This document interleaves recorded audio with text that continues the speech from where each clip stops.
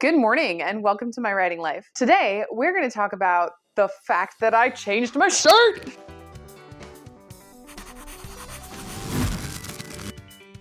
But first, there's something different here. Here is different. Listen, it's really freaking cold outside in my studio. We're going to be in here for the rest of the winter.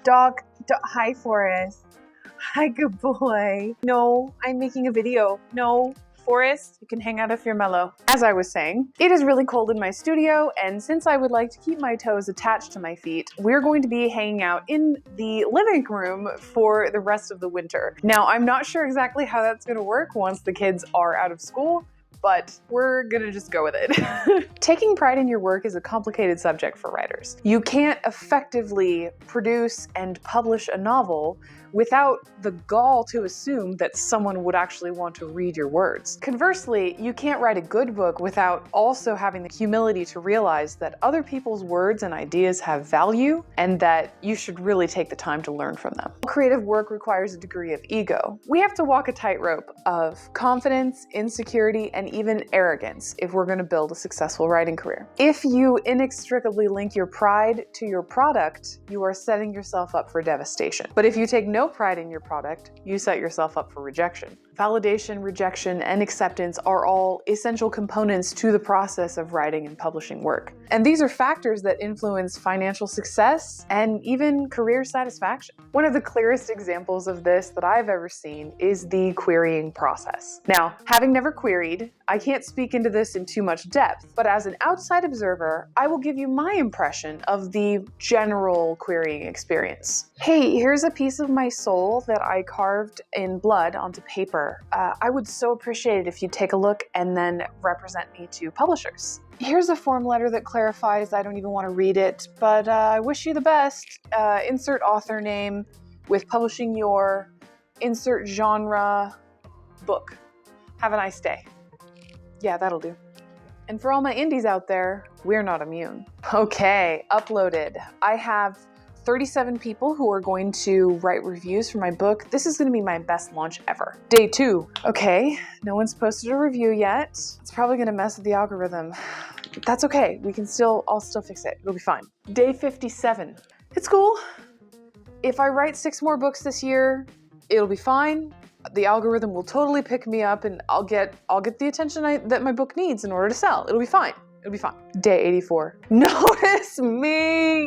And that doesn't even include the actual production process. Too much pride is also deadly as far as production goes. You can get that tortoise and the hare issue where you think, man, I'm awesome. I could totally write a book way better than that loser. Now, this tends to be the camp where most in-laws and extended family of writers hang out, which, kind of sucks that they never end up actually getting their own books written, but I personally find it satisfying. Also, the writers who think their work is so flawless that they're not going to let anyone else put eyes on it before they send it to publication. No critique partner, no editor, no beta readers, nothing. My stories are so cool. I don't need to pay attention to grammar or spelling or punctuation. Who cares if my work is completely unreadable to the general audience? Won't deign to let anyone influence me and my genius. I'm above it. Which is cool. It might cultivate an audience, but you're going to leave your text inaccessible to quite a few people. Grammar, punctuation, and spelling conventions are not designed by some literary gatekeepers. They're codified by people who study and understand the way that language is used and interpreted in culture, and those conventions are designed to help you reach the widest audience possible. So when you have too much pride, there's the issue of not being able to accept criticism. I have literally lost friends over making comments on their texts. I told one of my critique partners that his protagonist came on a little bit strong in a certain scene, even aggressive,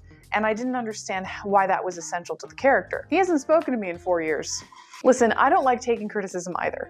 I had a friend tell me years ago that this book that I wrote didn't count as a book. Damn, that hurts. And for a long time, I kind of resented the comment. But here's the deal. You have to develop pride in your work over time, but not so much that it ruins you and ruins the access that you have to other people whose wisdom is relevant to your process. Now, I can objectively see that, yeah, what I offered to my friend did not meet her criteria and definition of a book. I'm not slain.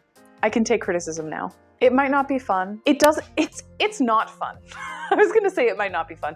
It's not fun, period. Taking criticism is not fun. I don't really know anyone who is unless you're a masochist, but it's not fun to take criticism on your work, but it makes your work better. And honestly, more importantly to me, it makes me a healthier, stronger person to be able to take criticism from people and accept that it didn't burn down my world. Too much pride can limit you, but hey, you do you. If you want to put the word darkness on the first page of your book 5 different times, more power to you. Now, the obvious answer here is that we need to develop our internal validation. And this is a very popular concept when we're struggling or lost or feeling insecure in our abilities. Part of that comes from relying too heavily on what other people think of us. That's dangerous, relying too heavily on other people's opinion of you. So it is essential to develop a strong sense of self by creating a process of internal validation. But in certain circumstances, external validation is essential and you don't get to sidestep that. You just go stand in the fireplace? Are you cold? By the way, Whippets just don't get fat ever. Like, he stole half a ham off the kitchen counter the other day. I don't know where he put it, because it's not on him anywhere. Stealing my ham, focus. External validation is mostly relevant in our earliest years, our most formative years, but for a lot of people that went pretty badly, so it leaves you with a deficit that you need to figure out how to get later in life. You don't get to say external validation is completely irrelevant, you need to only validate yourself internally, and also believe that the people you surround you with influence who you become. It's both. You need both. And here's the thing that sucks about that. You aren't fully in control of the external validation. You don't get to be in control of that. People are going to give you their opinion. They're going to like what you do or they won't. People will share those opinions, uncomfortable or not. What you are in control of is your willingness to take the risk and share it. Be open with your work. Give it to someone else and let them read it. Accept that they're going to give you feedback and that you might not like all of it. Develop your ability to take the risk and to identify what is useful in the criticism you receive. If you've got haters commenting on your latest blog post and they think it's dumb, congratulations, you provoked a response significant enough that they felt the need to comment. That takes effort. You got engagement. If you've had a friend criticize. We're going to be all criticizing. If you've had a friend criticize your protagonist, congratulations. It's worth revising. Seeking affirmation from your friends, family, and community isn't the enemy just because internal validation is so essential. You just need to remember, internal validation is for determining your self-worth and yourself. It's okay to seek external validation for your work. Theater is literally not theater without an audience. Be careful not to conflate those two. Right tool for the right job. I'll admit, I've had a really difficult time developing enough pride to produce consistently. And honestly, the majority of writers that I know land in the same camp. I can't tell you how many friends I have had who tacitly confess to me their dark sin of taking pride in their work, being really satisfied with this character or that paragraph or this whole book or this webinar. And then what's worse is a lot of us also add shame on top of that. Feeling ashamed of ourselves for feeling proud of ourselves. You gotta push back against that. One thing that's helpful to keep in mind is that your pride will, yes, inevitably be related to the quality of work that you produce. You have to take into consideration the kind of work that you produce. Being satisfied with a job well done is not just for a mechanic who gets a car running or a mown lawn, or a balanced account. I think those things are a little easier to be proud of because they're quantifiable. The truck runs, the grass is cut, the numbers add up. But the reality is there are no units by which we measure the merit of a creative product. Because creativity is subjective, the pride that we take in our work will always be relative. So there's never gonna come a time when someone can sign off on it and say, yeah, you have the right degree of pride for how well that paragraph was created. Which brings us back to that old nebulous chestnut: process. The most useful question in this conversation is this: how much pride is beneficial to both you and the product right now? Are you drafting? Ooh, look at you and your damn sexy brain.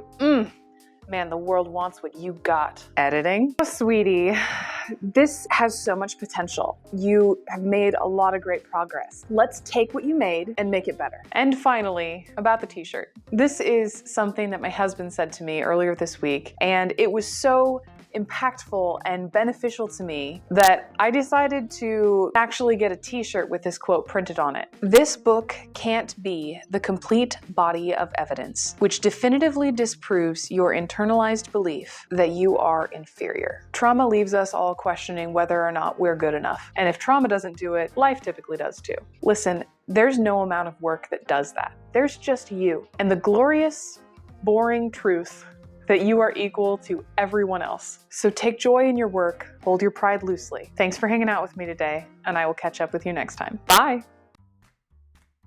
Today we're gonna talk about the fact that I changed my shirt! Changed my shirt! Don't do it. I'm 35. No, I don't get to dab. Hey guys, I'm recording! Start sexy eyes.